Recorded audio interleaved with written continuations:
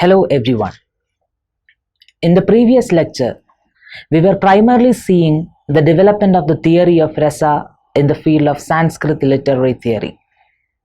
We saw that although Bharata laid the foundation for the theory of Rasa through his Natya Shastra, this enquiry was not initially taken up well in the field of literary theory. Instead of attempting to take up the question left unanswered by Bharata, literary theoreticians from Bhāmaha to Udbhaṭa primarily reduced the scope of Rasa to three figures of speech, namely preyaḥ or affectionate utterance, Rasavat or rasa-laden utterance, and ūrjasvin or haughty declaration. We see a slight change in the conceptualization of the theory of Rasa in Udbhaṭa's alankara Samgraha. Although Udbhaṭa limits the scope of Rasa to three aesthetic emotions or figures of speech, he brings in some innovations by radically defining them and also by introducing a new trope called samahita or quiescence. In this class, we are going to take a look at a contemporary of Udbhaṭa who played a vital role in taking forward this tradition of discussion on Rasa. The name of this scholar is Ānandavardhana. The most important contribution of Ānandavardhana in the field of Rasa is his observation that Rasa is suggested, not manifested. We will not deal with this idea in this module. We will take this observation of Ānandavardhana in detail in a separate session on Dhvani later. In this session, we are primarily going to focus on the factors that he finds responsible for the obstruction of a rasa that the poet is trying to develop in a passage. Ānandavardhana opines that an intelligent author who intends to infuse a rasa in an extended or in a single work should make sure that there is nothing that obstructs the rasa. If not, the author will not be successful in producing the intended rasa. These obstructions that Ānandavardhana mentions include incorporation of vibhavas, etc., that belong to an obstructive rasa. The description at great length of something alien, even though it may be connected with the subject in hand. Breaking off of the rasa too suddenly. Revealing the rasa at an inopportune moment. Flashing the rasa again and again after it has reached full maturity. And finally, impropriety of rasa or vrityana ujitya. Let's take a look at each of these points one by one. First of all, Ānandavardhana opines that if a poet incorporates a vibhava or anubhava or vyabhichari bhava that belongs to a rasa which is obstructive to the rasa the poet wants to develop in the work, he will fail to develop the intended rasa. Ānandavardhana says that the vibhavas of Sringara and Hasya are not mutually compatible. The same is the case with those of Veera and Adbhuta, Raudra and Karuna, and finally Bibhatsa and Bhayanaka. But if someone breaks this pair conventionally accepted by poets, then the obstruction of rasa will definitely happen. Ānandavardhana shows how a rasa can mar the beauty of another rasa with which the poet wants to infuse in his work. For example, Ānandavardhana says that the vibhavas of Sringara rasa are at war with those of Raudra. Ānandavardhana cites an example for this. He says, when a woman meets her lover after a long separation, she may sulk with him by refusing to talk to him. In this situation, the lover should ideally use hasya rasa to appease her. But if the male lover shouts at his lady love for not talking to him, this will become a vibhava for Raudra rasa, and the whole Sringara rasa that the poet is developing in this context will get ruined. Here, the Raudra will spoil the main Sringara rasa that's being developed. This is an example of a particular vibhava spoiling the beauty of another rasa that the poet wants to develop. Abhinavagupta, in his commentary on this section, gives one more example, citing a verse. Here Abhinava shows how the Sringara Rasa gets spoiled by Nirveda, or the total detachment from everything. The verse goes as follows: turn to forgiveness, show happiness and leave your anger. Sweet lady, the antelope of time does not run backward. In this example, the lady who meets her lover refuses to talk to her lover. She is sulking with him. The lover requests her to show happiness and leave her anger. But the lady does not budge an inch. Finding that the lady love is not ready to listen to his pleas for love making, the lover finally gives her a philosophical advice. Sweet lady, the antelope of time does not run backward. Abhinava here observes that these words of the lover about the momentous nature of life will be a vibhava for Nirveda. Thus, the poet will spoil the Sringara in this context by making the male lover remind his sweetheart of the mortality of human existence. So, the philosophical discussions of life and death are inappropriate vibhavas in lovers' conversations which aim to generate Sringara Rasa. Imagine lines like, life is a tale told by an idiot, full of sound and fury, signifying nothing, coming from Romeo when he meets Juliet in the balcony on a moonlit night. It would definitely destroy the Sringara Rasa.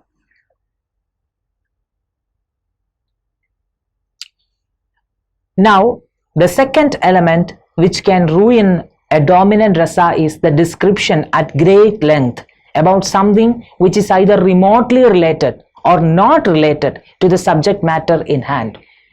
For example, Ānandavardhana says, if a poet in his desire to use ornaments such as yamakas describes the great mountains or the like in a long passage, while presenting the state of love in separation, it will spoil the intended Sringara Rasa. I will explain this matter further with the help of a modern example. In Paradise Lost, Milton describes the fallen angels thronging towards their new-built palace of Pandemonium by an elaborate comparison to the swarming of bees. Here, if Milton leaves aside his primary goal and then keeps on describing the swarming of bees, this will definitely spoil the major rasa in this context. Similarly, if the poet discourses on something completely unrelated to the topic under consideration, the rasa will slowly ebb away. The third thing that he considers as an obstruction to the development of rasa is the sudden breaking off of the rasa. Let's take a look at this situation where a particular rasa which should have been otherwise developed properly breaks off very quickly. Ananda gives us an example of this, citing an imaginary situation. The chief character has arrived at the highest pitch of love or Sringara for a certain lady with whom he longs to have a rendezvous. Then the lover realizes that this love is mutual. Here, the Sringara Rasa is slowly developing and it will definitely reach its peak when they meet each other.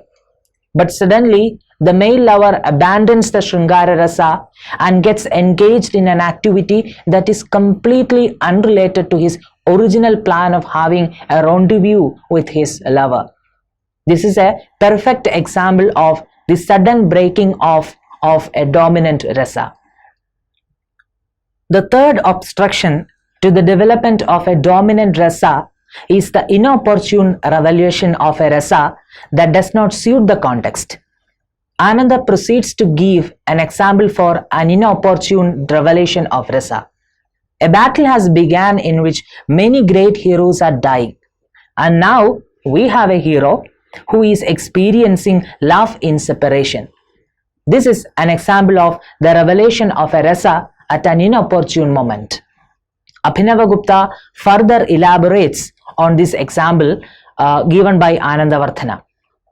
Abhinava says that the example that Ananda had in his mind while giving this example, was a second act of Veni Samhara, where Duryodhana is enjoying himself with his wife Bhanumati while the war is going on, and the heroes on his side are dying like anything.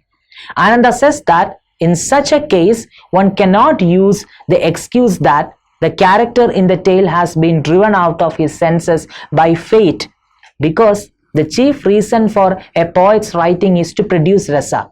If the poet finds anything that is marring the rasa, he will have to eliminate it without having a second thought. But Ānandavardhana reminds us that there is no fault in presenting an obstructive rasa if it remains subordinate to the intended rasa, which is already well established. Ananda says, when the intended rasa has been firmly established, there is no fault in mentioning these obstructive factors if they are stopped short or if they are brought into a subordinate role. For example, in Vipralambha Shrungara or love in separation, the mention of such states as physical illness, etc., caused by the separation from the lover are not a problem if they remain subordinate to the main rasa, which is Vipralambha Shrungara or love in separation. But if this becomes predominant, this will definitely ruin the rasa. Just imagine a lover who is pining for her lover, going on and on about her physical illness caused by her separation from him. Finally, the Shrungara rasa will become a description about the illness of the lady love. This should not happen. The lady love can only briefly talk about the physical illness caused by her separation from her lover, so that this remains subordinate to the main Vipralambha Shrungara which the poet wants to develop. This rule is applicable only in the case of bhavas which can function as the transient feeling or vyabhichari bhava of that particular dominant rasa the poet wants to develop. For example, physical illness is a transient emotion of Vipralambha Shrungara. Therefore, if a poet keeps this apparently obtrusive rasa subordinate to the main rasa of Vipralambha Shrungara, it does not harm. But if the poet incorporates vyabhichari bhavas that do not belong to the Vipralambha Shrungara, they will definitely ruin the dominant rasa, even if the former remains subordinate to the main rasa. The third obstruction to rasa is presenting the same rasa even after it had reached a state of maturity or perfection. According to Ananda, if a poet works on a rasa over and over again, even after it reaches a state of perfection, it will wilt like a flower. Emotion in excess can be counterproductive. For example, a long drawn out lament over a death can turn an otherwise tragic scene into an extremely tedious one. Now, the last point that he cites as the reason for the obstruction of rasa is anaujitya of behavior or vritti anaujitya. Ananda opines that any impropriety with respect to the behavior of characters will ruin the presence of rasa. As an example, Ananda observes that if a woman of noble birth explicitly expresses her sexual desires, that would be against the decorum of the period, and it will disturb the aesthetic relish of the readers. This example might seem politically incorrect to the readers today, but we have to keep in mind that Ānandavardhana was writing according to the socio-cultural values of his times. However, this was one of the criticisms against D.H. Lawrence's Lady Chatterley's Lover, where the aristocratic Constance Chatterley uses four-letter words that were not in keeping with her upbringing and social position. We will discuss these aspects in detail when we talk about the concept of aujitya. Ānandavardhana also opines that the kind of Shrungara or the aesthetic emotion that is appropriate to one category should not be applied to another. As I told you before, we will discuss all these aspects in detail soon when we discuss the concept of aujitya in a separate session. The next topic that Ananda deals with in his discussion of rasa is the incorporation of different rasas in a long single work. The first thing that Ananda says is that while it is well known that larger works contain a variety of rasas, a poet who seeks the excellence of his works will make just one of them predominant.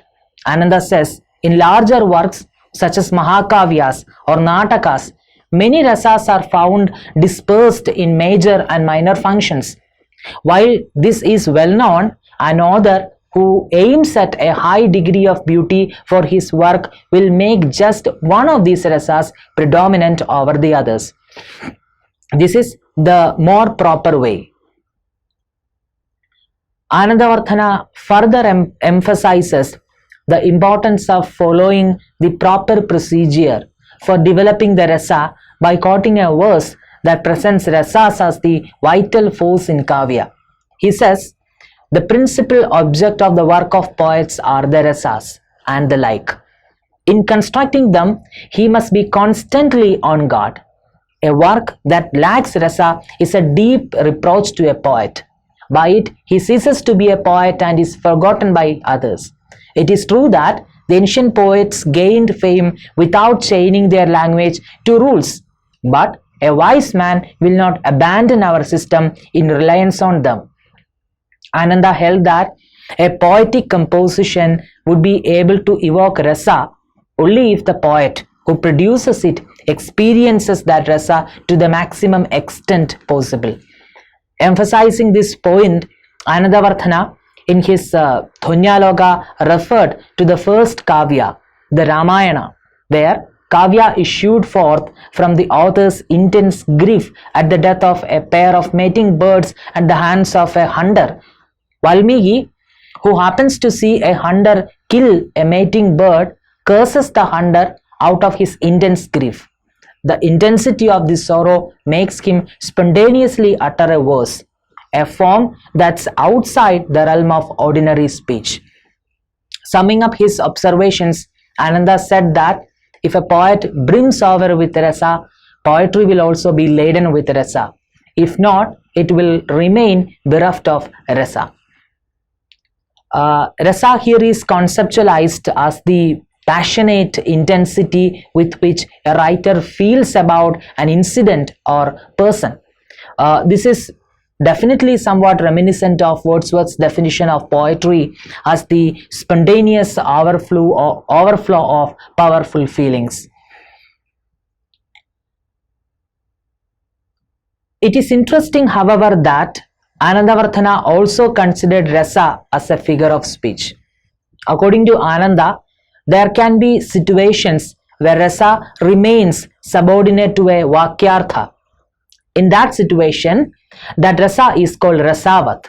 Ananda says, but where a rasa or the like is subordinate and the main purport of the sentence lies elsewhere, then it is my opinion that in that poem, the rasa or the like is only a figure of speech. As an example of this, Ananda cites a passage of flattery. In a passage of flattery, Ananda says, a figure of complimentary address is the main purport of the sentence, while a rasa or the like will remain subordinate to the complimentary address, which is the main aim or main purport of the sentence. Ananda cites the following verse as an example of a rasavat alankara. Why do you laugh? You will not get away again.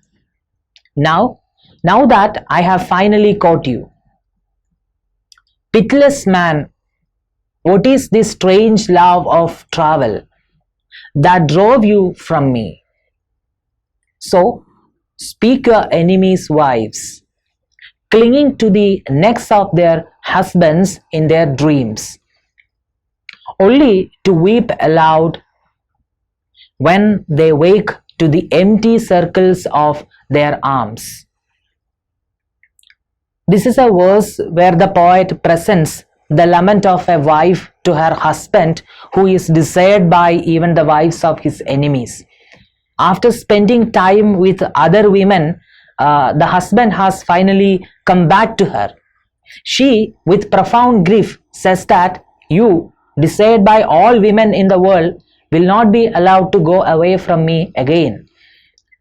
According to Ānandavardhana, this is clearly an example of Rasavat alankara. Ananda says that the main purport of the sentence is the eulogy of the husband. But this eulogy is not boldly stated here. Rather, the purport of the sentence is beautified due to the experience of the Karuna Rasa in this context. In this context, Ānandavardhana takes up the observation of some critics that Rasavat occurs only when a sentient entity is portrayed. The detractors opine that if the purport of the sentence concerns a sentient entity, we have what Ānandavardhana calls Rasavat alankara. If it concerns anything else, we have simile, etc. Ananda replies that we can always show some connection between the purport of the sentence, even if it is not explicitly related to the sentient entities and a sentient creature. Great passages of poetry which everyone recognizes as the paradigms of rasa, such as the description of the oncoming season of the rain in the Ramayana, or Pururavas's apostrophe to nature in the mad scene of the Vikramoorveshiya, etc., always have some connection to a sentient entity. In that case, all these descriptions will turn out to be instances of Rasavat alankara, and there will not be any scope for alankaras like simile. I will explain this once again for you. As per the theory of the objector, a description is said to have Rasavat alankara if the rasa is subordinate to another element, say for example a message, and the description is related to a sentient entity. If the description is not related to a sentient entity, then it will not become an instance of Rasavat alankara. Then Ananda says that if that is the case, then all descriptions can potentially become an instance of Rasavat alankara, since we can find always connection between what is described and a sentient entity. In this case, everything will have to be considered an example of Rasavat alankara, and there will not be any scope for other alankaras. Now you will ask a question. How do we find if the rasa is subordinate to another element in a poem? Here we need to remember that Ānandavardhana does not give us any parameter to judge if a particular rasa is subordinate to the vakyartha. So I feel that this finding or this observation of Ānandavardhana about Rasavat alankara is completely a subjective endeavor. According to Ānandavardhana, the most delicate of all rasas is Sringara rasa, or the aesthetic emotion of the erotic. It is the most predominant of all rasas because it is more pleasing than others. He was of the view that poets had to be cautious while dealing with this particular rasa, that is Sringara rasa. Since desire is an integral element of human life, even a slight flaw could jeopardize the poet's position and destroy the emotion. I'll discuss these thoughts in connection with Sringara rasa later in the theory of Aujitya. So, these are the major observations of Ānandavardhana in the field of rasa. I hope you have understood this lesson. Thank you.